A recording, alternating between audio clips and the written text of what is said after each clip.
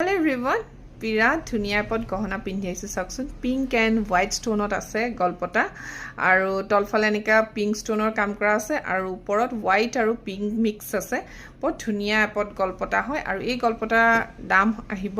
3000 টকা 3000 তে ইমান হেভি এপট গলপটা পাই আছে ইয়াৰিংছ এনেকুৱা আহিব এইটো ডিজাইনে হয় গলপটাটোৰ বিৰাট ধুনীয়া হয় ৰূপৰ ওপৰত সোণ পানী চৰোৱা হয় গ্যাৰান্টি লাইফ টাইম থাকিব লাইফ টাইম পলিশিং কৰিব পাৰিব যেহেতু ৰূপৰ হয় আৰু ওৱান টাইম আমাৰ ওচৰত সকলো সাৰ্ভিস আপোনালোকে ফ্ৰী পাব